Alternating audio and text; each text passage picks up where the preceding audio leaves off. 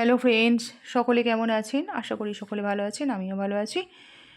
আমি আজকে একটি নতুন ভিডিও নিয়ে আপনাদের সাথে এসে গেছি, একটি নতুন রেসিপি শেয়ার করছি। তো রেসিপিটি হচ্ছে বাটা মাছের তেল ঝাল। এই যে বাটা মাছগুলো আমি কেটে ভালো করে ধুয়ে নুন হলুদ মাখিয়ে নিয়েছি। বাটা মাছগুলো খুব ছোট ছোট, কিন্তু তবুও খুব টাটকা তাজা বাটা মাছ আছে। তো সেই জন্য বাজারে গিয়ে দেখে খুব লোভ হলো, তাই নিয়ে আসলাম। বাটা মাছগুলো আমি ভালো করে কেটে ধুয়ে নিয়েছি, দিয়ে নুন হলুদ মাখিয়ে নিয়েছি। দিয়ে তারপর এদিকে গ্যাস উনানে কড়াই বসিয়ে দিয়েছি।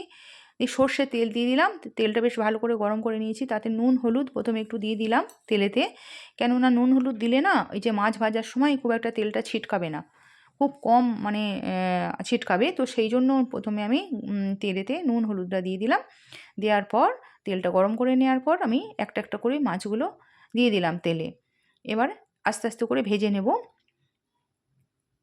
ডিপ ফ্রাই করে নেব। কিন্তু যেহেতু ছোটো ছোটো মাছ আছে, তো মাছগুলো একটু খুব ভালো করেই ভাজতে হবে, লালচে লালচে করে ডিপ ফ্রাই করে নেব।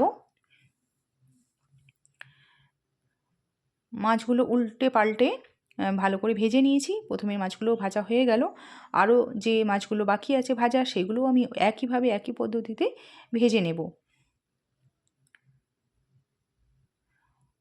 বাটা মাছ খেতে কিন্তু খুবই টেস্টি।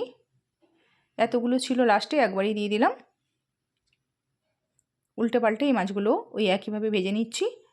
আর কিন্তু ডিপ করে ভাজতে হবে, যেহেতু ছোটো মাছ আছে। এই মাছগুলো ভাজা হয়ে গেছে, সব মাছগুলো আমি এবার তুলে নিচ্ছি।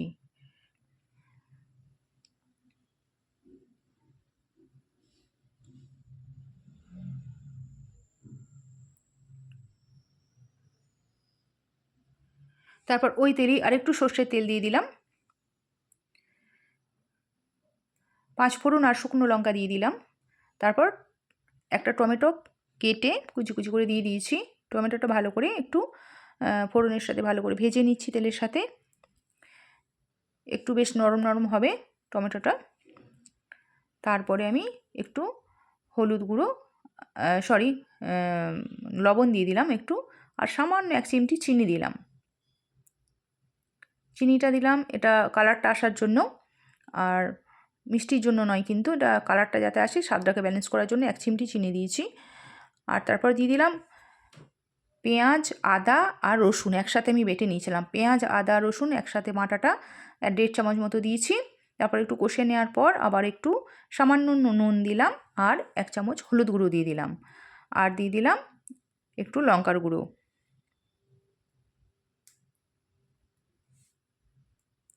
খুব ভালো করে মশলাটা আমি কষে নিচ্ছি। আপনারা তো সকলেই জানেন মশলাটা খুব ভালো করে কষতে হয়, তা নাহলে কিন্তু রান্নার স্বাদটা আসে না। আমি একদম এই সময় আঁচটাকে লো করে দিয়েছি, একদম একদম নিচু করে দিয়েছি না, আঁচটা কমিয়ে দিয়েছি। তো এই সময় আঁচটা কমিয়ে আমি খুব ভালো করে মশলাটা কষে নিচ্ছি।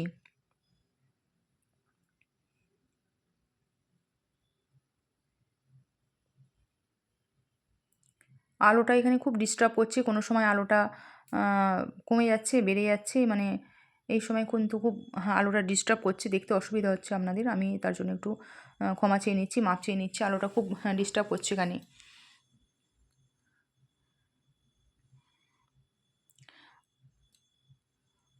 খুব ভালো করে মশলাটা আমি কষে নিচ্ছি।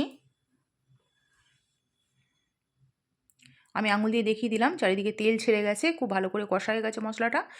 এই স্টেজে আমি এবার জল দিয়ে দিলাম, নর্মাল ওয়াটার আমি দিয়ে দিলাম। আমি যতটা পরিমাণে গ্রেভি রাখবো সেই অনুযায়ী কিন্তু জলটা আমি এখানে ব্যবহার করব।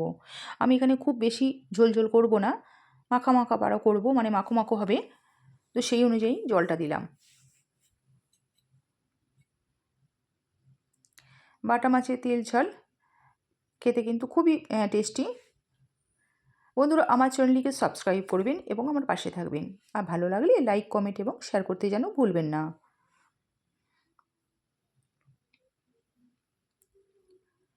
জল দিয়ে একটু বেশ ফুটবো ফুটবো হয়েছে, এই অবস্থায় আমি কয়েকটা কাঁচা লঙ্কা চিড়ে দিয়ে দিলাম।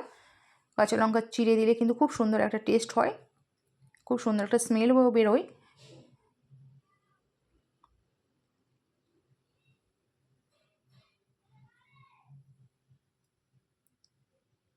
এরপর ঝোলটা যখন টকবক করে ফুটবে, তখন আমি ভিজে রাখা মাছগুলো দিয়ে দেবো।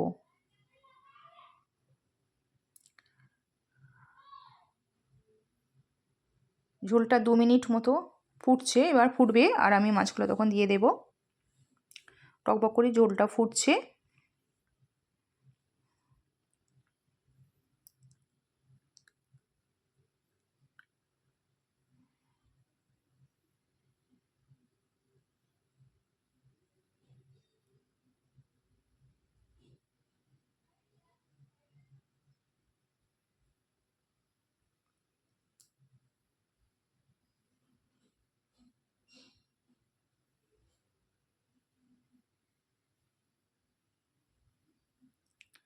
ঝোলটা 2 মিনিট ফোটার পর আমি ভেজে রাখা বাটা মাছগুলো ঝোলের মধ্যে দিয়ে দিলাম।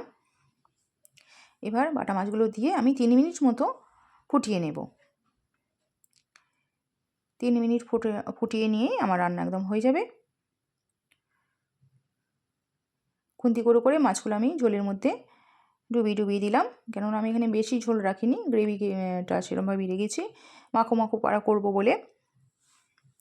তারপর আরেকটা মশলা দিচ্ছি, সেটা হচ্ছে পোস্ত বাটা। আর পোস্ত আর সর্ষে বাটা, একটু সর্ষে ছিল, অল্প সামান্য সর্ষে ছিল, আর পোস্ত আর সর্ষে বাটা দিয়ে দিলাম ওপর থেকে। দুর্দান্ত টেস্ট হয় পোস্ত আর সর্ষে বাটা দিলে, কিন্তু যে কোনো মাছে দুর্দান্ত কিন্তু টেস্ট হয়।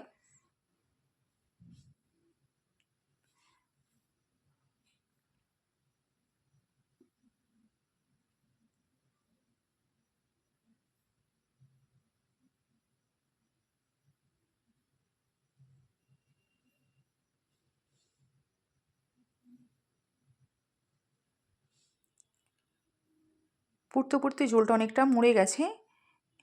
এই স্টেজে আমি এবার ধনেপাতা কুচি দিয়ে দিলাম, কোরিয়েন্ডার লিভস দিয়ে দিলাম, ঢের সারে ধনেপাতা কুচি। এখন শীতকালে যেহেতু রান্না করছি, তো শীতকালে তো ধনেপাতা কুচি ছাড়া রান্না তো প্রায় অসম্ভবই, অসম্পূর্ণ থেকে যাবে। ধনেপাতা কুচি কিন্তু বেশ ভালো লাগে খেতে। ধনেপাতা কুচি দিয়ে এবার আমি নামিয়ে নেব। আমার বাটা মাছের তেল ঝাল একদম রেডি হয়ে গেছে। এবার আমি একটা প্লেটে ঢেলে নিচ্ছি, এবার গরম গরম পরিবেশন করব। অপূর্ব টেস্টি একটি রেসিপি আপনাদের সাথে আমি শেয়ার করলাম। আজ আসি বন্ধুরা, সকলে ভালো থাকবেন, সুস্থ থাকবেন। আপনাদের সাথে দেখা হচ্ছে আমার সঙ্গে অন্য কোনো ভিডিওতে। আর আমার ভিডিওটিকে দেখার জন্য আপনাদেরকে অসংখ্য ধন্যবাদ। বাটা মাছের তেল ঝাল আমার একদম রেডি হয়ে গেছে। ছোট ছোট বাটা মাছ, কিন্তু খেতে খুবই টেস্টি।